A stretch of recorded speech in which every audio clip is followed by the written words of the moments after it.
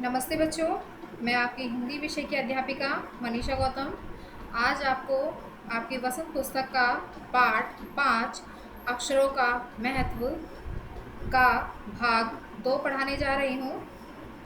देखिए बच्चों, इससे पहले हम इसका फर्स्ट पार्ट पढ़ चुके हैं और प्रथम पार्ट में हमने अक्षरों के महत्व के बारे में जाना था। क्या जाना था कि अगर अक्षर ही ना होते तो मानव को आज इतना ज्ञान ना होता जितना है, क्योंकि अक्षरों के माध्यम से ही हमने इतिहास के बारे में जाना है। देश विदेश की खबरों को भी हम अक्षरों के माध्यम से ही पढ़ते हैं।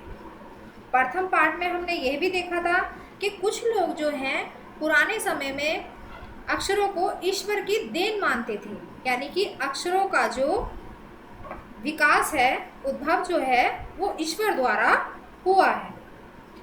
हमने फर्स्ट पार्ट में ये भी देखा था कि मनुष्य ने सबसे पहले किस प्रकार अपने भाव प्रकट करना सीखा, चित्रों के माध्यम से, सांकेतिक भाषा से और उसके बाद अक्षरों के माध्यम से उसने क्या सीखा, अपने भाव को प्रकट करना सीखा।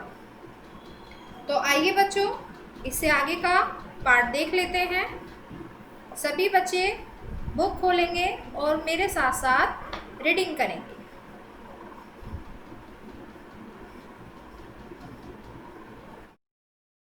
अक्षरों की खोज के साथ एक नए युग की शुरुआत हुई।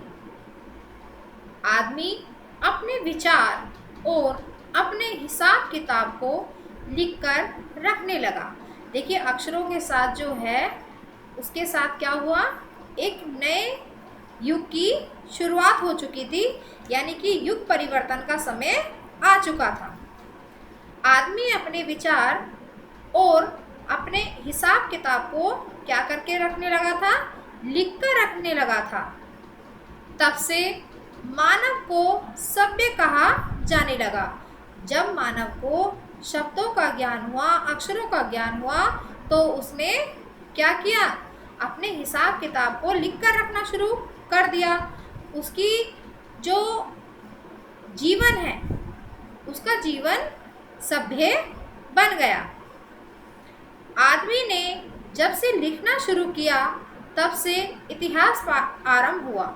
देखिए, जब से मनुष्य को शब्दों का ज्ञान हुआ, अक्षरों की समझ आई, तब से उसने क्या किया, जो भी उस काल से संबंधित तथ्य थे उन सभी तथ्यों को उसने लिखना शुरू कर दिया।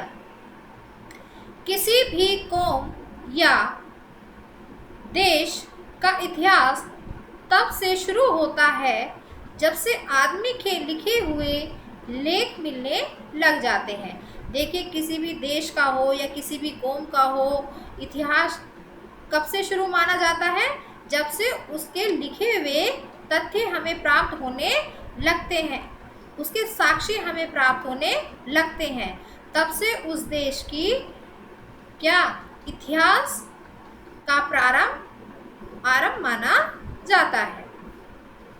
जब से आदमी के लिखे हुए लेख मिलने लग जाते हैं, इस प्रकार इतिहास को शुरू हुए मुश्किल से 6000 साल हुए हैं। देखिए बच्चों, जो हमारा इतिहास है, तो इस इतिहास में हमारे कितने साल बीत चुके हैं, 6000 साल, है ना। हमारा इतिहास मुश्किल से कितने साल पुराना है, 6000 साल पुराना है। इसे 6000 साल हुए हैं। उसके पहले के काल को प्रागैतिहासिक काल यानी इतिहास के पहले का काल कहते हैं। देखिए बच्चों, ये हमने आपको पहले भी समझा दिया था कि प्रागैतिहासिक काल किसे कहते हैं, इतिहास में वर्णित काल के पूर्व का समय, है ना। जब हमने लिखना प्रारंभ नहीं किया था, जब हमें अक्षरों की समझ नहीं थी, उस समय के काल को प्रागैतिहासिक काल कहते हैं। अतः हम देखते हैं कि यदि आदमी अक्षरों की खोज नहीं करता तो आज हम इतिहास को न जान पाते। देखिए बच्चों, ये तो सत्य ही है कि अगर अक्षरों की खोज इंसान ना करता तो प्राचीन समय में क्या हुआ, हमारे इतिहास में कौन कौन सी घटनाएं घटित हुई, इतिहास में कौन कौन से राजाओं ने महाराजाओं ने शासन किया, तो ये तो हम कभी जान ही नहीं सकते थे। तो इंसान का उद्भव कैसे हुआ, किस प्रकार उसने अपने जीवन को जीना सीखा, क्या क्या उसने अपने जीवन काल में किया, यह सभी हमें किसके माध्यम से पता चलता है, इतिहास के माध्यम से पता चलता है। और अगर मानव को अक्षरों की समझ ना होती, वह अक्षरों की खोज ही ना करता, तो इन सब ज्ञान से हम अनभिज्ञ रह जाते। आगे देखते हैं बच्चों, हम यह ना जान पाते कि पिछले कुछ हजारों सालों में आदमी किस प्रकार रहता था, क्या क्या सोचता था, कौन कौन राजा हुए इत्यादि। देखिए, ये मैंने अभी आपको बताया है कि अक्षरों की अगर खोज ही ना होती तो हम यह कभी जान ही नहीं पाते जो हमसे पहला समय है उस समय में क्या क्या हुआ, क्या कौन कौन सी घटनाएं घटित हुई, ये कभी हम ना जान पाते। व्यक्ति का उद्भव कैसे हुआ, उसका विकास कैसे हुआ, कैसे उसने अपने जीवन यापन करने के लिए क्या क्या कार्य किया, अपने परिवार का पालन पोषण कैसे किया, कहाँ रहते थे, कहाँ क्या खाते थे, ये कभी हम जान नहीं पाते अगर हमें अक्षरों का ज्ञान ना होता। आगे देखते हैं, अक्षरों की खोज मनुष्य की सबसे बड़ी खोज है। देखिए, ये तो हम सभी जानते हैं कि अक्षरों की जो खोज है वो मनुष्य की सबसे बड़ी खोज है, क्योंकि इससे बड़ी खोज तो कोई हो ही नहीं सकती।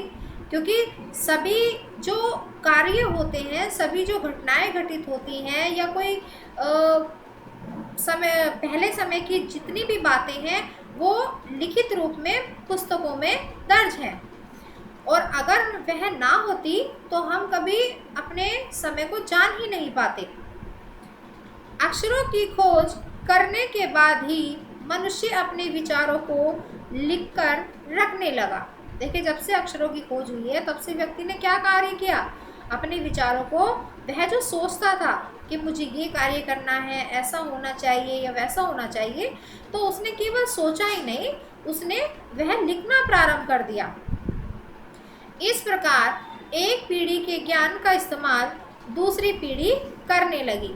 देखिए बच्चों, जब अक्षरों का ज्ञान मनुष्य को हो चुका तो उसने अपना लिखने का कार्य प्रारंभ कर दिया।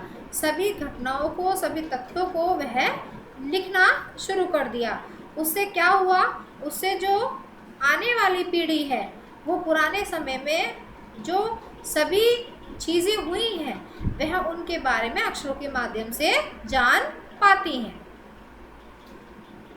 अक्षरों की खोज करने के बाद पिछले 6000 सालों में मानव जाति का तेजी से विकास हुआ है। देखिए, जब अक्षरों की मनुष्य ने खोज कर ली तो जब से अब तक, यानी कि पिछले 6000 सालों में मनुष्य का क्या हुआ है, तेजी से विकास हुआ है, यानी कि वह अपने जीवन में निरंतर आगे बढ़ता चला गया। आगे देखते हैं बच्चों, यह महत्व है अक्षरों का और उनसे बनी हुई लिपियों का। यह किसका महत्व है, अक्षरों का ही महत्व है कि मनुष्य निरंतर अपने जीवन में उन्नति की ओर बढ़ता हुआ जा रहा है। देखिए, एक बच्चों शब्द आया है यहाँ पर, लिपियाँ। लिपियाँ किसे बोलते हैं, ध्वनियों अथवा भाषा लिखने का ढंग, यानी कि जो हमारी भाषा लिखने का ढंग होता है उसे लिपि कहा जाता है। अतः हम सबको अक्षरों की कहानी मालूम होनी चाहिए। देखिए, हम सभी को यह मालूम होना चाहिए कि अक्षर हमारे जीवन में क्या महत्व रखते हैं, अक्षरों का क्या महत्व है। अगर अक्षर ही ना होते तो शायद आज हम ऐसे ना होते जैसे हम हैं, है ना। जैसे प्राचीन काल के बारे में हम समझ नहीं पाते, जो हमारे वर्तमान समय में चल रहा है वह नहीं समझ पाते, देश विदेशों में क्या हो रहा है, क्या चल रहा है, यह भी हम नहीं जान पाते। तो यह हम सबका कर्तव्य है कि हम सब अक्षरों की कहानी को मालूम करें, यानी कि उसकी कहानी हमें मालूम होनी चाहिए। आज जिन अक्षरों को हम पढ़ते हैं या लिखते हैं वे कब बनाए गए, कहाँ बने और किसने बनाए, यह जानना ज़रूरी भी है। देखिए, हम सभी के लिए यह जानना ज़रूरी है कि अक्षरों का उद्भव कैसे हुआ, विकास कैसे हुआ, है ना। जिन अक्षरों को हम पढ़ते हैं या लिखते हैं वे कहाँ बने, किसने बनाए, कैसे बनाए, तो यह सब एक मनुष्य को जानना अत्यंत आवश्यक है। देखिए बच्चों, यहाँ पर हमारा आज द्वितीय पाठ भी, है ना, यानी कि सेकंड पार्ट भी खत्म हो चुका है। इस पाठ से संबंधित हम आप सभी बच्चों को विद्यालय द्वारा नोट्स उपलब्ध करा देंगे। ठीक है बच्चों, अब आपको क्या करना है, अब आपको इस पाठ की कम से कम 2 बार रीडिंग करनी है और इस पाठ को अच्छे से समझना है। ठीक है बच्चों, धन्यवाद।